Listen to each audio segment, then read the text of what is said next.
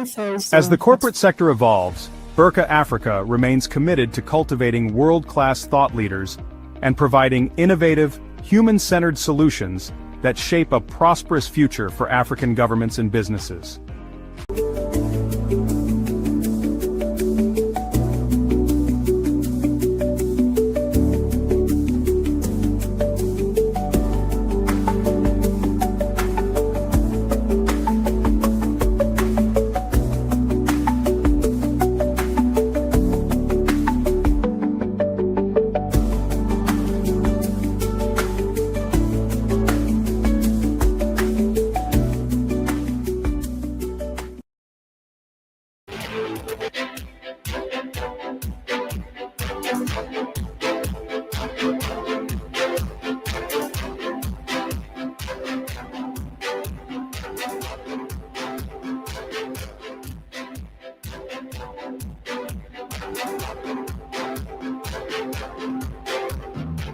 Hi, I'm Liziane Kwabeji. It's Thursday, and you know what that means? Coach Margaret Jackson here. It's time to grow and grind with us right here on Unique 95.7 FM. So join us this and every Thursday at 5 p.m. as we talk strategy, mindset, and real growth. No fluff, just tools, stories, and ideas to help you win in life and business. So don't miss it. It is Growth and Grind Africa every Thursday at 5 p.m. on Unique 95.7 FM. Let's grow, let's grind, let's win together. Growth and Grind Africa, proudly brought to you by Burka Africa and L&D Africa. Also streaming live on all Burka Africa and L&D Africa social media handles. Growth and Grind Africa. Learn it, Live it.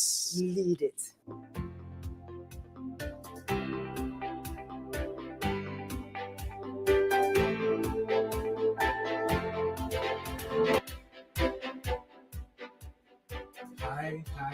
Hi. Good evening, beautiful people of Ghana and beyond. It might be evening where you are, it might be afternoon. So good afternoon to you. Good afternoon, beautiful people.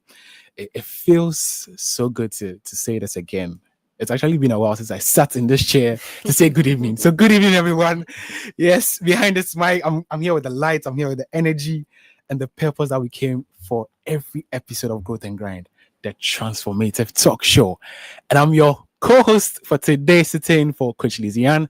My name is Stanley Apenting, and I'm doing this today with my boss today. And I'm here with HRH. Coach Margaret Jackson here. A pleasure to do this with you, Stanley. Thank you, HRH. I'm excited to be doing this. Is that Stanley? Who is the boss? Did you say you were here with your boss? Please, don't listen to Stanley. I've not He done an is the episode. man. He is I've the not done an boss. episode with HRH, and this is We great. haven't done this before. No, we haven't done an episode together, HRH. Oh, wow. I've always been doing this with Coach Liziane. Oh, And finally, I'm doing this with Coach HRH. yeah. So yes, I've missed the laughter, I've missed the learning, and honestly, I've missed the space this Thursday evening comes with every Thursday, because here we don't just talk for talking's sake. We talk, we reflect, we learn, we grow together as Africans who believe that our continent's story is still being written by people like you and me every single day. And you know, there's something special about this show. We are talking about big ideas. It's about real growth, and growth that challenges your thinking. So you should definitely not miss any episode, because this is going to be a very good one. And the growth is going to stretch your capacity.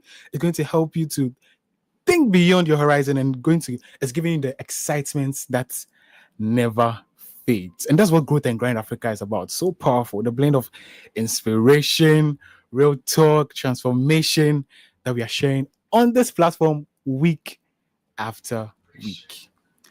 Now, if you're just tuning in, welcome to this exciting episode of Growth and Grind Africa. And tonight's conversation, this one hits close to home, especially for those of us who have been part of the incredible conversations and panels and webinars of the L&D Africa Conference 2025. Yes. And the similar transformative gathering across the continent. This is just a reflective episode of the L&D Africa Conference 2025. And tonight we are diving deep into a topic that's both timeless and timely and beyond the hype. It's tuning the conference inside You're making me into feel lasting old, beyond growth. the hype. Like. Beyond the hype. So let's all be honest. We've all been there. You've attended a great conference. You come back full of fire. Your notebooks is filled with so much notes. Your LinkedIn is even buzzing with conference. I can't lie, my LinkedIn is also buzzing with conference pictures. Even me, it's Even buzzing. HRH. Charlie, it's popping. It's popping. And I'm just clocking for We you. are clocking it. We are clocking it. Yes, we are clocking it. And for a week or two, you are unstoppable. When you come up from a conference, you talk about the strategy, you talk about the ideas, the innovation. You even promise yourself that this time you're really going to change how you work from the conference, how you lead, how you grow. But then life happens. You implement some things, but life happens. But the meetings pile up. Then you get more emails that are taking over. The energy is dipping. And before you know it, the whole world is changing and the ideas are sitting quietly somewhere in your notepad, in your notebook, collecting digital dust. It's not physical dust, digital dust. Later, you will explain to me how you collect digital dust. Yes. So tonight we are going to have a very honest conversation. How do we really move from inspiration to implementing the things we gather in the conference? How do we make sure that all the powerful insights we gain at these conferences, they actually translate into a lasting change? And then in our organization, in our leadership, and even in our personal growth journeys, because that's all Growth and Grind Africa is about. Because at the end of the day, the true test of growth isn't what we hear, it's what we do after hearing the stops.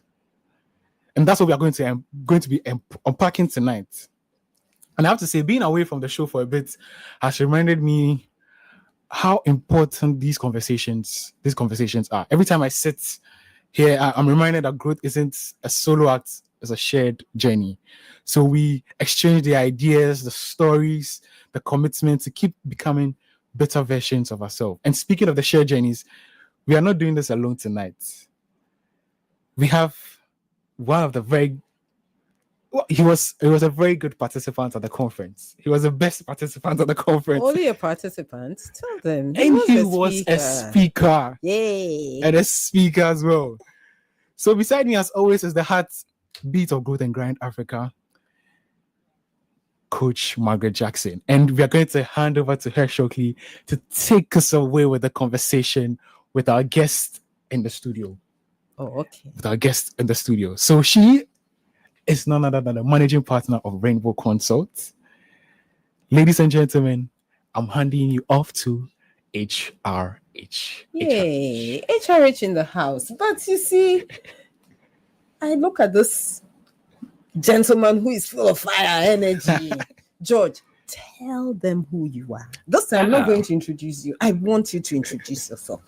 Nobody. I mean, I don't think I should be introducing you. Yes, because you are young, you are energetic, you are vibrant, you are full of passion. Please share your passion, spread it. That's what I'm here for. 100%. My name is George Ofori. I am the Human Resource Superintendent with Contracts Mining Company Rockshore International. We are based in Accra. We have mine sites all over Ghana. And I am first and foremost really honored to be here, to be back in radio. I mean, hearing my voice through like the radio tube is it's evoking so many fantastic memories. And I'm so happy to share basically some of what I learned and some of how we can use what we learned to sort of accelerate change and, inspire to more development in organizations. So guys, let's just get into it. Someone told me a long time ago, and I thought it was so funny. He said, "Didn't I say? I say, man can't so What was the experience like for you during the conference? Well, the conference was first and foremost, it's almost like an unknown quantity, because you know that you are going to discuss certain themes that have been given beforehand. I was also a speaker and had the grand honor of doing so I had obviously a preparation for that. What I very much was not prepared for was just the people aspect of it, coming. And then the first thing I really felt was a strong sense of being welcome. I think we used all the languages available to say welcome to each other. Oh yes, I remember that. Oh, you loved it. Oh yeah. Oh, wow. It's great because it makes you feel. I mean, obviously, it makes you feel that you are wanted there, but it's just a nice touch to kind of break down any lingering new people. Like I never got round to saying the Ugandan one. Oh, it was long. It's long. It's a whole sentence. It was so, the rhythm, the way African language can be so beautiful. The way she did it. She did. She did though, and they were, it was kind of like okay, but based on the pronoun, I was like, hey. Charlie, and that phone crowd. Okay, I see. Yeah, no, it was Aquaba. That's we were done. And we were done. And we didn't even get into the Obake one. So No. I know. We shall keep this one an Obake free debate zone. But but it was lovely. The people, the enthusiasm. When people come together and make it a point to want to create something that lasts, something that you can transfer emotion and personality and a lot of learning, then you just get these nice sort of groupings of people with a common goal, and it's just really fun. Yeah, we had a lot of fun. Yeah. We danced a lot too. You danced. We danced a lot. That's the way Africans learn. It's true. Like I've never posited myself as a public dancer, but that might change. and the Russian who came. Yes. We had a dancing to our Russian listeners, as well. we had participants even from Russia, even though it was Learning and Development Africa. Absolutely. It tells me we're doing something. We are shaping. It is reaching out, and I think people can definitely see themselves in the messaging in it, which is today I'm here, tomorrow I want to get there. How can I get there? You cannot do it alone. It has to be in a community. It has to be in in a space with other people. So yeah, it reaches out even to Russia. Yeah. I was amazed when I entered the room. I was like, is this gentleman in the right place? Then I think he could tell it was all written over me. So he just looked at me and nodded to say, yes, I know where I am, and I want to learn. I was not in the wrong conference room. No. He was very much in the right conference room. Yes, and for me, it's at my age, you think you've seen it all, you know it all, until you enter such spaces and realize that something new every time. Yeah. Something new every time. So it was extremely lovely to be in that space with it was a very colorful, very vibrant group of people. You know how Africans love I was about color. to say African conference. Yeah, we love color. But fantastic. Fantastic. Yeah, absolutely. That was really, really lovely. Normally people say when you attend conferences, maybe 72 hours after that, you have all those conference hangovers and stuff like that. I know you did organizational psychology. Yes. You didn't tell them. Oh, it's true. He did organizational psychology. There's a reason why I'm here. Yeah, there's a reason why George is here. Yes. So you attend a conference or a workshop and you are all excited. And if you're not careful, after 72 hours, how do I move all that I had, all those insights from my short-term memory into my long-term memory? But of school kakra. And this to my listeners, please pick up your piece of paper. If you're also watching us on your gadget, you see, I'm a baby boomer, so I keep on saying piece of paper, forgive me, or notebook. But you can also take your gadget, whichever works for you, and put down a few points, because George is going to teach. Yes. I'm going to teach. Please. George is going to teach. I'm wearing a political suit for the listeners. The listeners who cannot see who cannot see me. So just imagine political suits and know what is coming. So the way memory works is very interesting. We have a short-term memory and we have a consolidated long-term memory.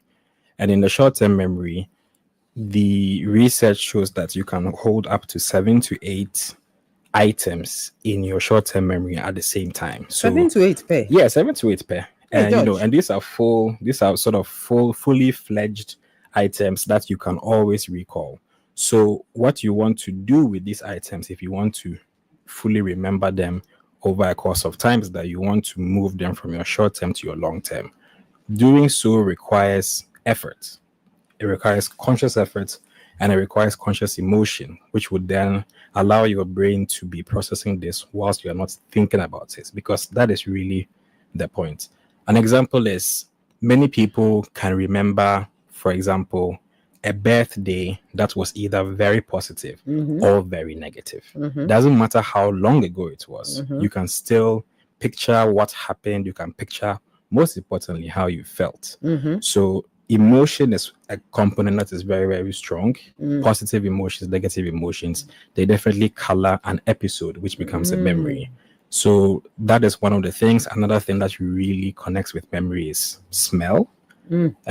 So if you have a specific scent, can take you back to a time when maybe you were walking in Paris. So maybe, you were at home with your brothers. George, since you're there in Paris, maybe I even went to my hometown. You know what? In fact, maybe you even went to Adenta. I mean, let's definitely bring it back to local terms, please. But yes, so your sense of smell processed in your mind definitely becomes attached to a certain memory, and that is one of the things that can also help consolidate a short-term episode into a long-term memory. So what you want to do, after a really great conference, there's been so many impressions, so many lovely memories. You want to work these memories or work these lessons so that they become an active part of your long-term processing. So George, sorry, I don't know if I'm putting you on the spot. That's fine. So how are you working this into your long-term memory to help us get it? Practical example. Practical examples. Yes. Okay, so one of the things that really, really helps is accountability. So you have to tell someone else your plans, and then you allow that person to have the keys to your quote-unquote diary or to your accountability sessions or whatever it is. So that person then gets to say, okay, you came back from this conference, you are bringing us A, B, and C. What's the plan here to ensure that these 3 things are going to be alive? And then you start setting off these long-term, medium-term, short-term, medium-term, and long-term goals. What's essentially your accountability partner, let's say it that way, is doing is reminding you how to make this into a practical and tangible way of solving a problem, because essentially that's what you want to do after this kind of a conference. You want to take something that can help solve one of your problems, and so you have to work that consistently with someone who maybe wasn't even there, but who is working based on what you have told them you learned. And so George, so is it okay to say maybe when participants are coming for the conferences and most of them you get employers pay for them to say come back with 3 things? Yes.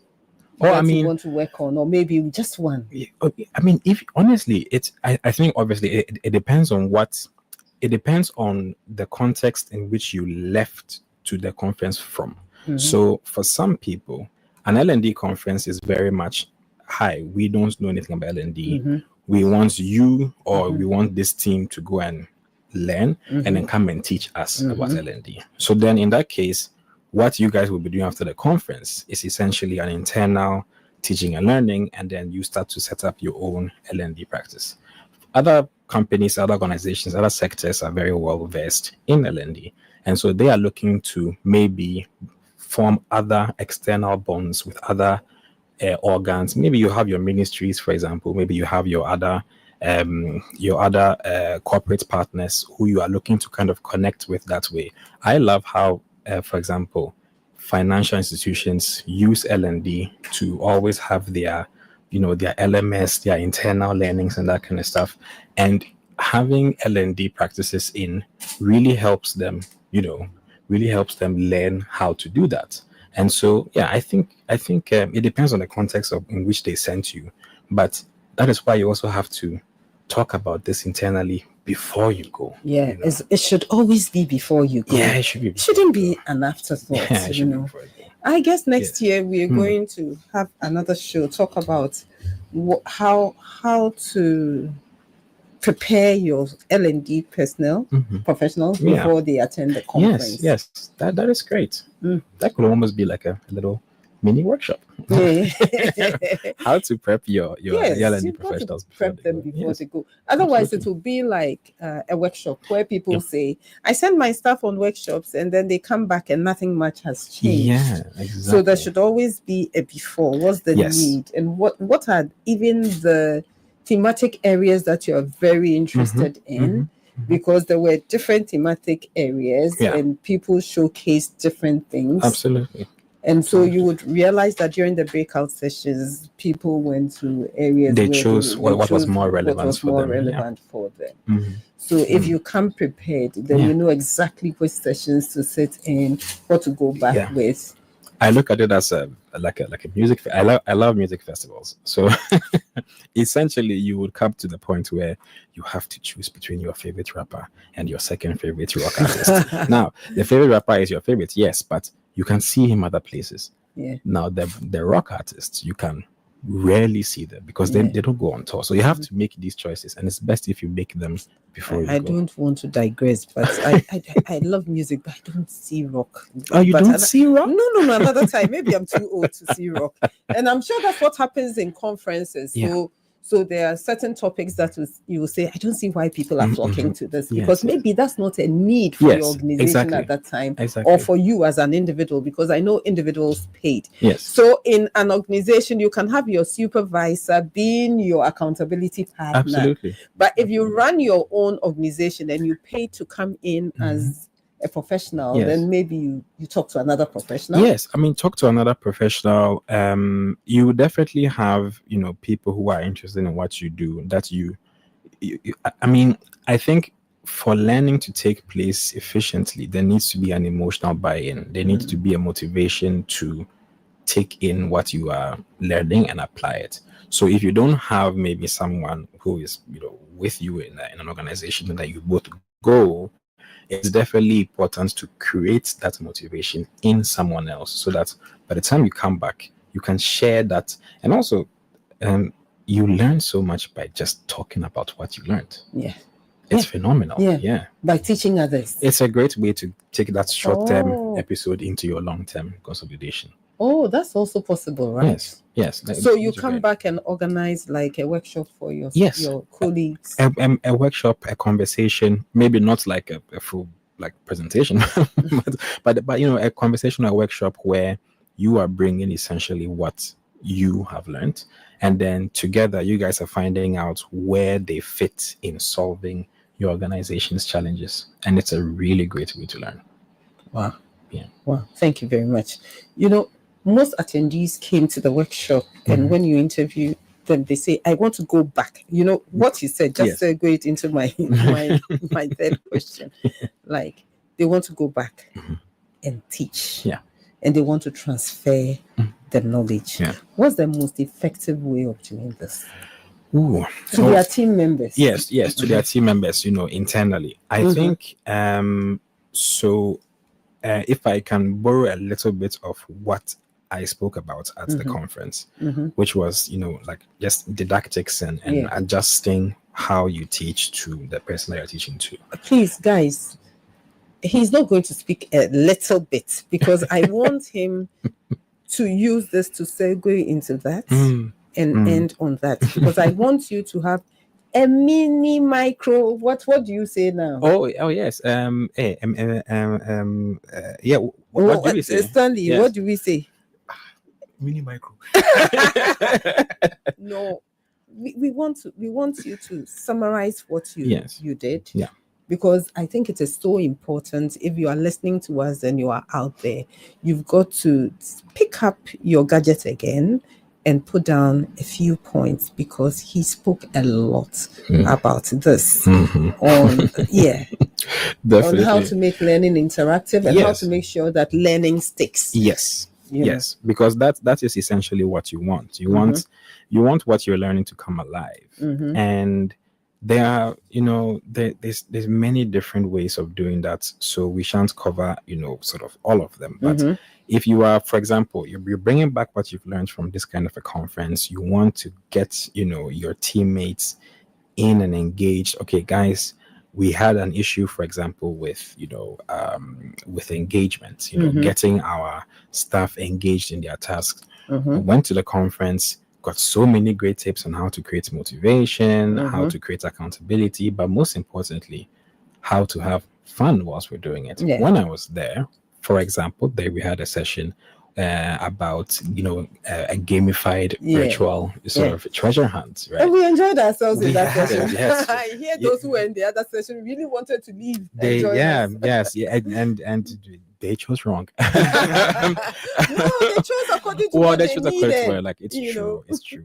But one of us got a gift anyway. But the small the treasure hunt, for example, super interactive and fun way to ensure that the most important bits of learning that needs to be done so that your team members or your employees are fully engaged and knowledgeable about your processes. You turn it into a bit of a game. Use some game theory. Games are great because they reward you, they activate your dopamine centers immediately, and they keep you going. Next level. All right, Monsieur. pardon George, what is them. dopamine? You've got to break it down It's to true, someone it's like true. you. I'm It's not an true. organizational psychologist like you. Dopamine is mainly your friend, but depending on how so you have it's basically a substance that is secreted in your brain, and how it works is that it gives you this sense of reward, this sense of of achievement. So whenever you're doing something that you find achievement in, dopamine becomes secreted in certain areas of your brain, and then these areas respond by giving you this feeling of this is great, I want to do it again. And so games work on that platform where you can't stop playing because you just want to get to the next level and the next level and the next level. And even if you fail, you are then asked to try again, and then you can achieve what you want to achieve the next time, which is great, right? So that is a way, for example, to ensure that your teaching is really sticking. You turn into a game, into a bit of a competition. You introduce different elements that make people engaged and that make them have fun. You cannot underestimate the importance of positive emotions. For example, when you're learning, you feel that, okay, I'm getting it, I understand. There are so many different parts of our mind that becomes activated when we feel that we are being listened to, that we understand what is going on, and that we are also achieving at the same time. So just different little niche ways to get people engaged with that helps you teach them what you have learned, but also helps you tackle the broader issue, which is how can we create engagement. Maybe you work in shorter time intervals, take little breaks together, introduce little nifty corporate things like a coffee break. This is really great for this dopamine release. But George, I know that normally we attend workshops, Yes. and we have a 10 o'clock coffee break, 12 or 1 lunch, and then maybe around 3:15 another coffee break. Yeah. Is that okay? Or Well, should we have shorter intervals? I think that is actually I'm happy that's one of the things that is so nice about LND Africa, because we find out that culturally people respond very differently to these kind of things. So where we were, tea is very important.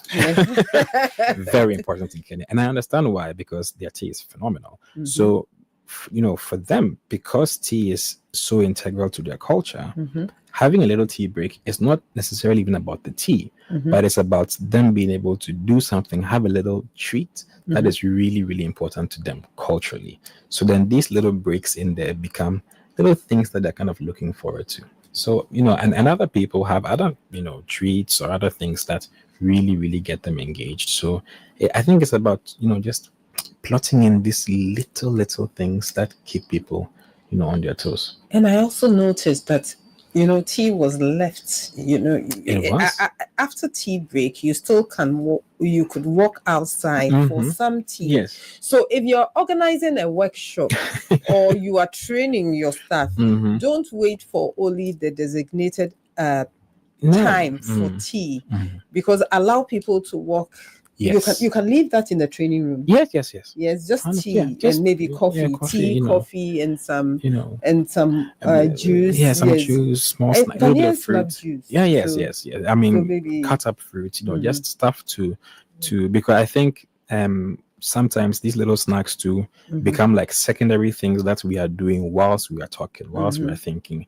We are chewing on some pineapple or an orange, and all of these things also remind you of when you're just having fun at home, for example. You're having a piece of fruit and you're watching a favorite show or something, and then you're having a piece of fruit now in a conference. You are engaged in a conversation, and subconsciously you are making yourself more receptive to something that is positive.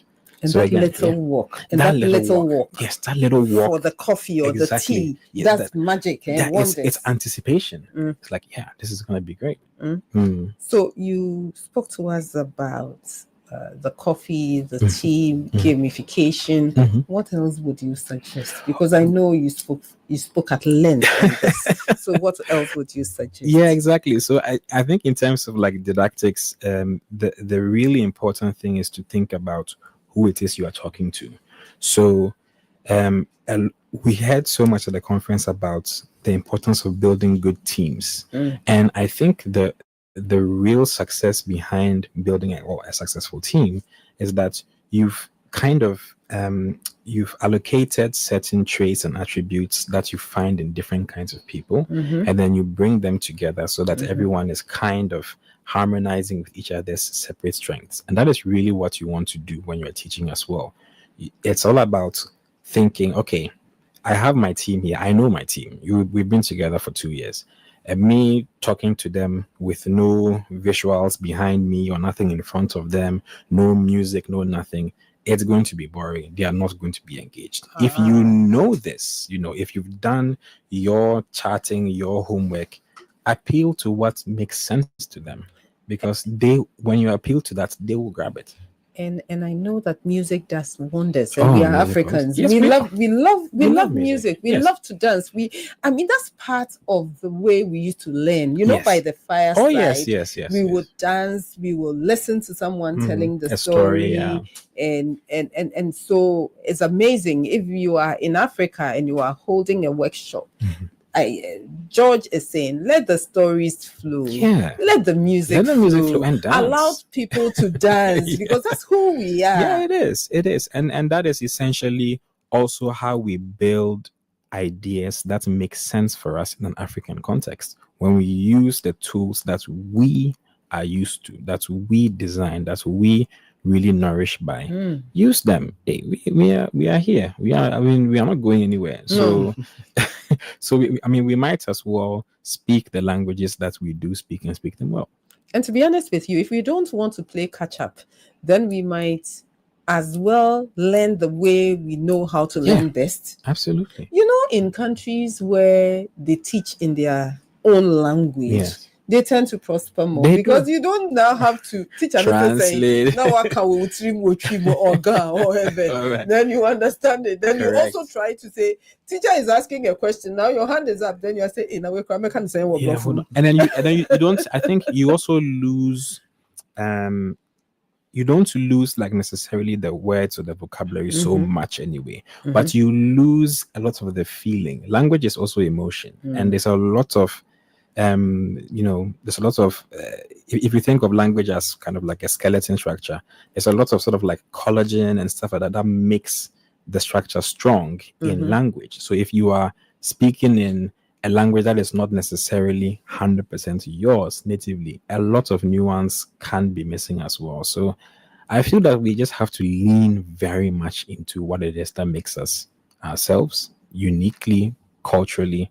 And there's a lot of good learning in there because there's a lot of good people who teach. And online, we've got comments. Oh. Yeah. Ajo says, can we see your political suits? Please go online. We are streaming live on all It LND is a black social media striped pin handles suit.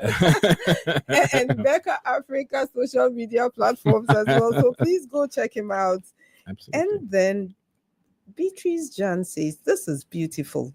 On site, we've Ah, enrolled Beatrice, a yeah. short 10 to 15 minutes time out for learning as well, reducing fatigue, Yes. called STP. Yes. Stop, think, and prevent. Oh, she says it's something, but I don't see the rest. Thank you very much, our callers. Yes, and Beatrice is one of our fantastic HR admin officers. Wow. And these are the things that people like Beatrice are very interested in, because, you know, we're coming at this industry and sector from a very humanist perspective, even though it is very technical. I know all mining people, you know, don't clutch your pearls immediately, but there are people who are doing it. And so we can also appeal to the humanist, soft skill based side of people as well. And now we even call them the power skills. Their power skills. Yeah, Yes, they are the power skills. They're not soft. They are not soft. In actual fact, they are not soft. Yeah, it's true.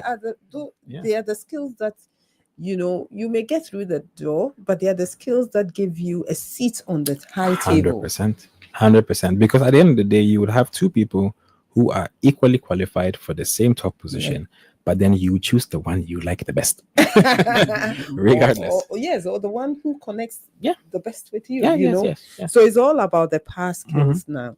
So before we go for a short break, I know you are doing amazing things with the university.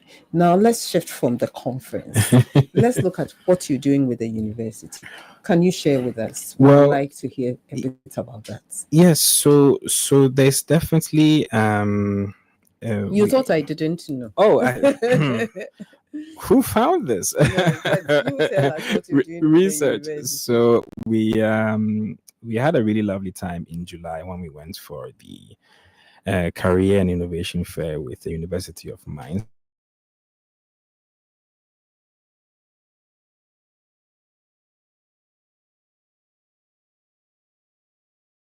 I mean, for the first, it's a university. As a teaching and learning institution, I think it's important that they align with, you know, the industry, that they are teaching students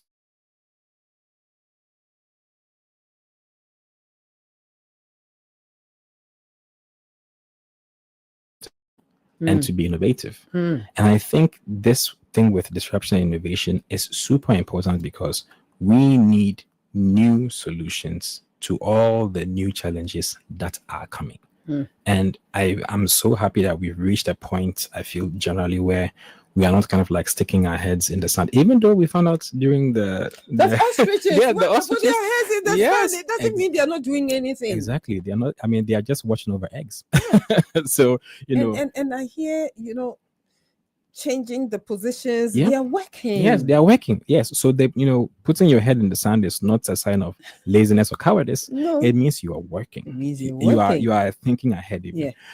But in terms of the students and disruption, we need people who are brave enough to front new ideas. And we have reached a point where that is very much, you know, a given need.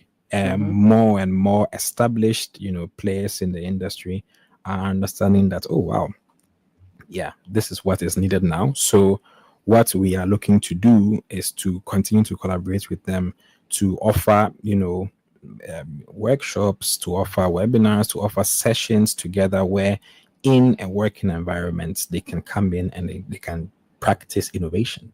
Oh, wow. You know what? This is what L&D Africa is seeking to do, because we're just tired of hearing the students who come from, or the graduates from the universities are not really well equipped for industry. And I'm happy you've taken the lead. You've taken the bull by the horns, and you're going to them and preparing them for the world of work. And that's what we should all be doing now. That's the way forward. I think we said bridging the gap. Yes. And that is where we sit as L&D professionals. And this is what we want to do across the continent. Absolutely. I'm going back to Kenya and I'm going to see one of the universities. Okay. So that's what we yes. are going to discuss Wonderful. when I get to Yeah, and Kenya. it's great because university graduates are high energy, low experience, but high energy, and Yeah. they want to try stuff. Yeah. You know, I mean, you can't sit on all this theoretical knowledge and have it fresh again in your short-term memery. If you don't practice it, it doesn't get consolidated In to your long-term memory. memory. Hey, the Doesn't. psychologist in the house. It does not. So, you know, there is a youthful need to want to do so. So, you know, I feel like we have a responsibility to engage that need. So we'll be going for a short break. Don't go away. Don't touch that dial. So please, that break is for our song of the week. Yeah. But before we go for our song of the week, I got a question I want to ask George. Oh, It might be a curious one. Okay. I just want to know which one is harder to remember: the slides, the information, on the slides, or people, the names of people in the conference room. Oh, you listen. You know what? I mean, the name. Okay, to be fair, the names actually weren't they're not that long actually.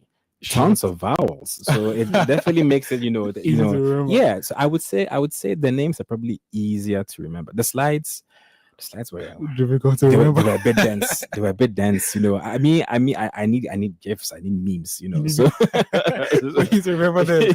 Okay. Exactly. Yeah, for sure. Wow. This was a very good conversation. So, you know how we do this on Growth and Grind. We are not going to just keep you going like that. We have to, just as George said, in his team, when he's trying to have a session with them, without music, without a picture, without something in the background, they tend to tune out. It becomes boring. So with Growth and Grind Africa, we don't want to make this boring at all. We have the song of the day. And today's song of the day is Let's Go to School. And it's by the amazing Masaka Kids Africana, a group of African talented children from Uganda. And they've touched hearts all over the world. So, as you listen to this song, let it remind you that growth starts with curiosity, with the willingness to keep learning, to keep showing up, to keep saying, let's go, even when it's tough.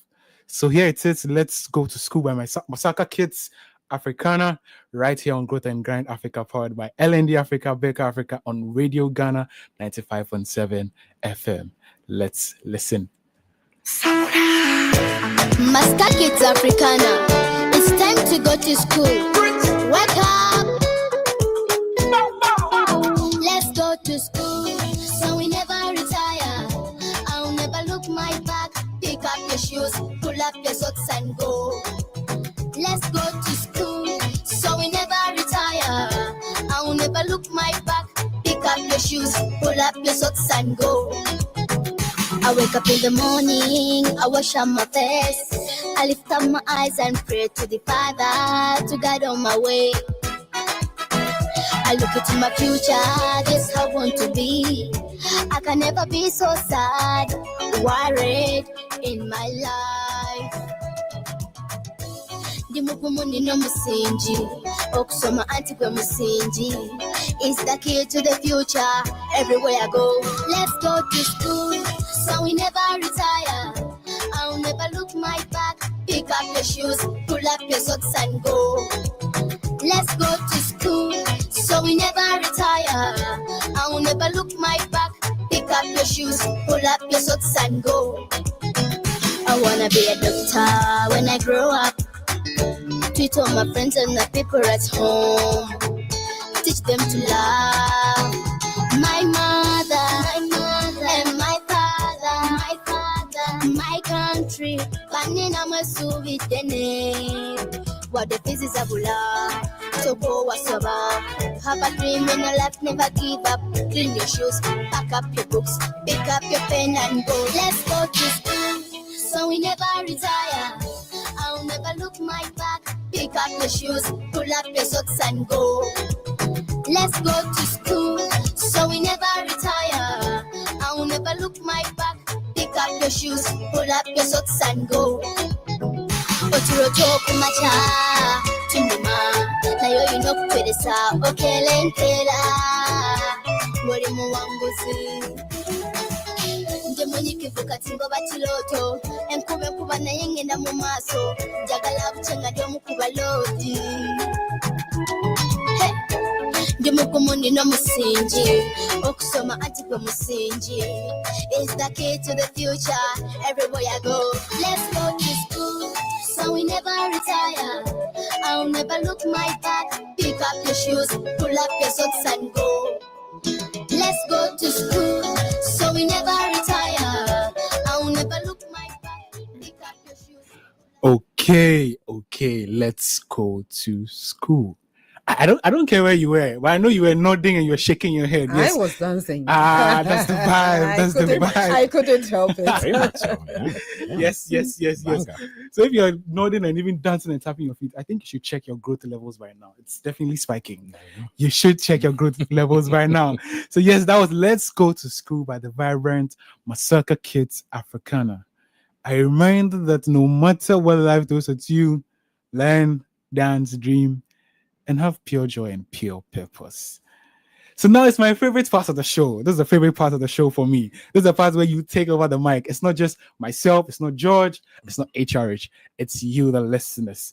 This is where we loop you into the conversation. We want to hear your thoughts, your shout outs, and I totally agree. And then, yes, that's it. Those moments, I want to hear them. Exactly. I want to see all of those moments. So you can just tune in and just call us on 055-083-4555. That's 055-083-4555. We are ready to hear your comments, and you can just put your comments on LinkedIn. You can put your comments on YouTube as well, and we will just take it from there.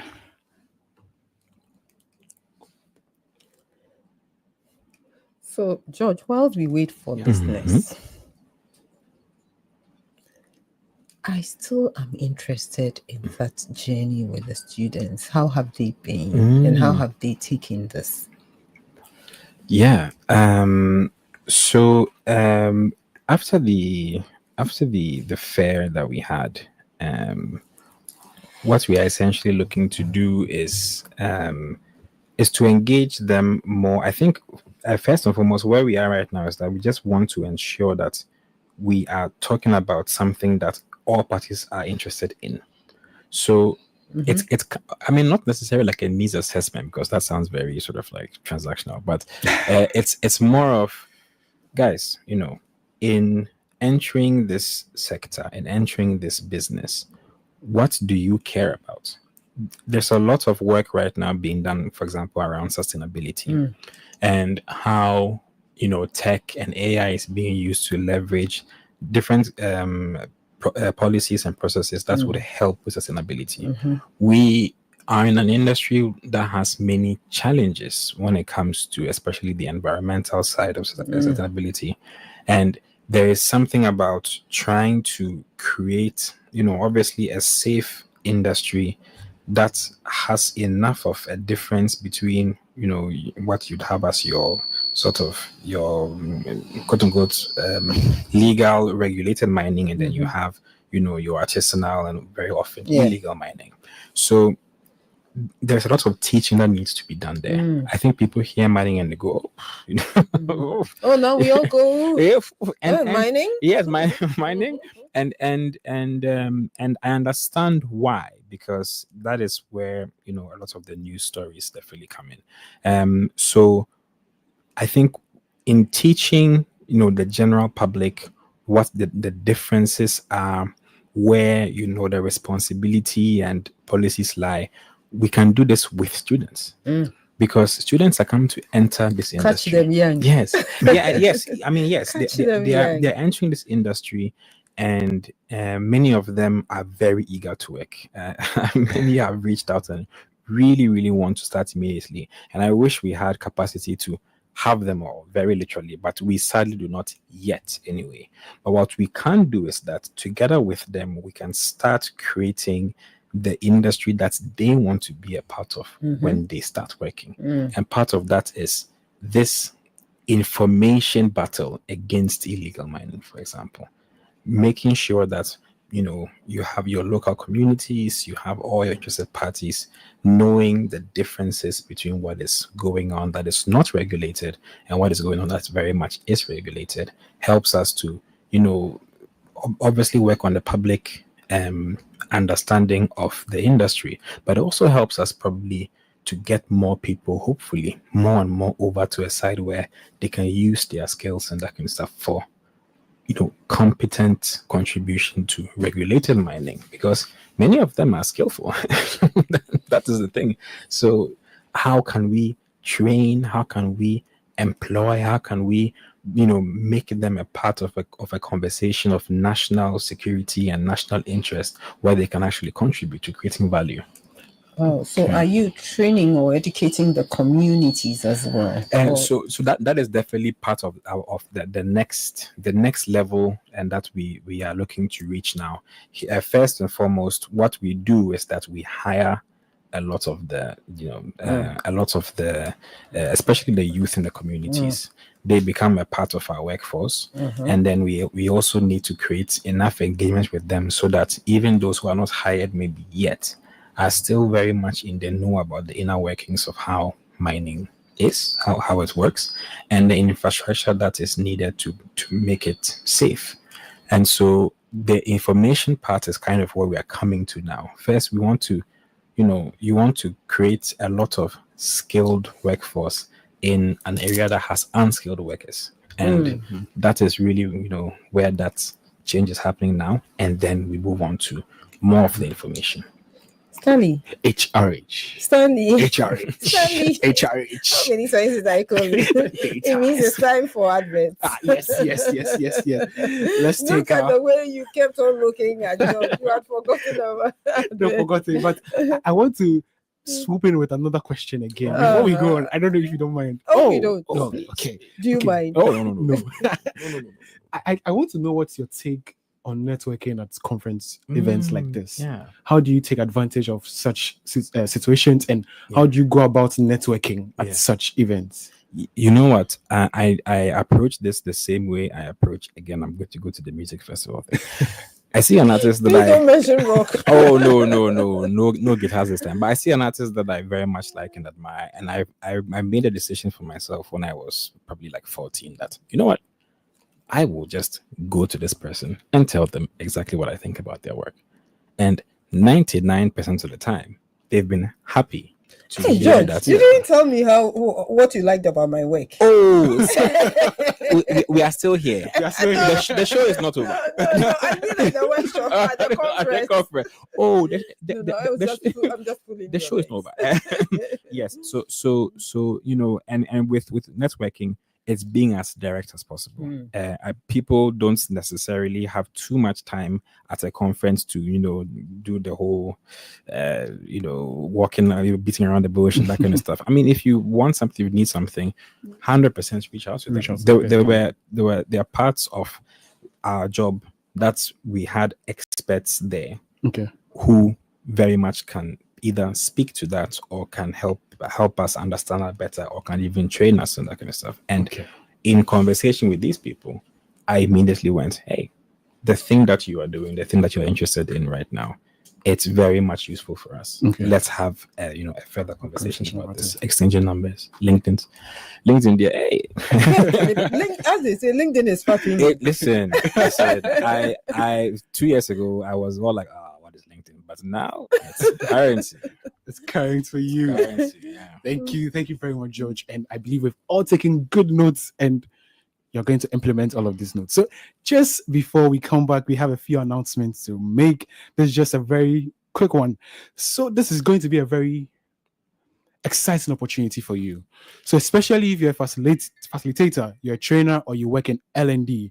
So from the 3rd to the 7th of November 2025, Rainbow Consult will be hosting the Facilitating Face-to-Face Learning Program. And it's happening at National Banking College. Why should you attend? It's very important, and I want to share with you why you should attend. It's going to help. You're going to discover proven facilitation techniques that will actually drive engagement and results in your team. You're going to build confidence as a trainer or as a learning professional, and you're going to earn a certification that adds real value to your career. For me, I would just going to put it on my LinkedIn. I don't know for you.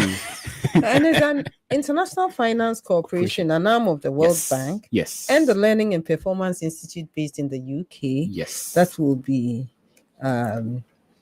Given- giving out at the the training. certificates. Yes. Yeah. Phenomenal. Yes.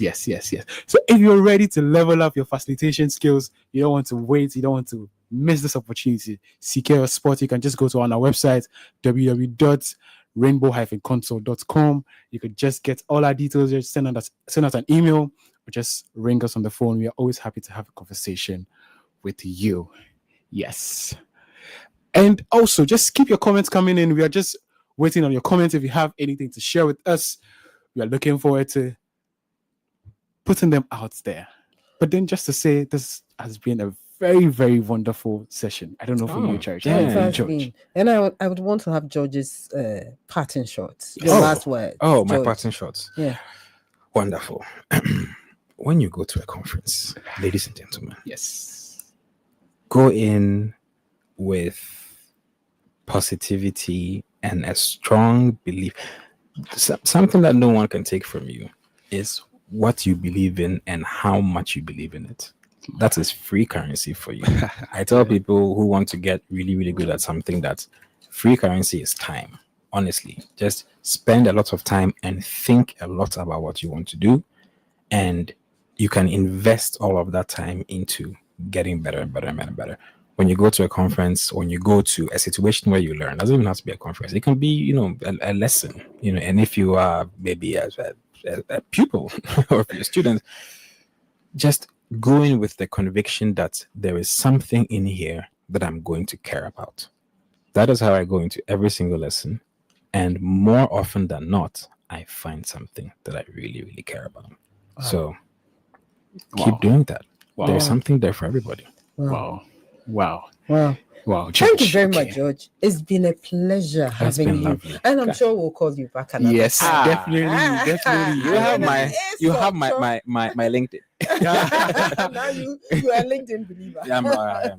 So George is saying, believe in LinkedIn. Yeah. I there's one announcement from Becca. Yes, and Berka Africa is also hosting their African Youth Leadership webinar series, and it's going to be about mental health and leadership, leading while you take care of yourself. So you don't want to miss this webinar series from Berka Africa. You can just visit their website at www.berkaafrica.com and just make sure you are ready for this webinar. This is going to be an insightful session. It's going to help you to emerge and establish yourself as a leader, understanding the intersection between emotional well-being and effective leadership. And Becca Africa also has this upcoming training session, and it's going to be about leadership, emotions for decision making. And it's happening on the 5th of November, and it's going to be a one-day program happening at Fiesta Royal. You don't want to miss this opportunity. Make sure you take advantage of this opportunity. You can get more details on LinkedIn and their George, website. LinkedIn. Yes. LinkedIn. Yes. Yes. Someone Yes. told me LinkedIn. You've got to be on LinkedIn. Yeah, But, do you have more announcements? Yes, so that's it. Yes. On a more serious note, I've listened to George, and let me give you my takeaway. That when you go into workshops, conferences, and you want to network, you need something from another person. Just go straight to the point. Yeah. And that as Africans, we love to dance, we love music. When you are facilitating your sessions, storytelling, music, dancing should be a part. You also would want, aside the lunch breaks and the snack breaks, you would want to keep maybe just tea and coffee in the room throughout, to give people the opportunity to walk to the station and back, drink some tea, have some coffee. That's who we are. And in Ghana, we also love our fruit juice and even fruits. You can, fruits have a way of also making sure that you are energized throughout. With a bit of sugar. He has also spoken about the fact that you can use games, you can use pictures to engage your participants. You use pictures, you use games. He also spoke about the fact that because of dopamine, games are very good. Yeah. I guess I have picked up a lot. George, thank you very much. We Thank could you go so much for on having and me. on We could. and on and on until we meet you again next week. It is the Growth and Grind Africa team. I have been your host, Margaret Jackson, also known as HRE. And Stanley Apente. See you on the next one. Thank you. Bye. Bye. Bye.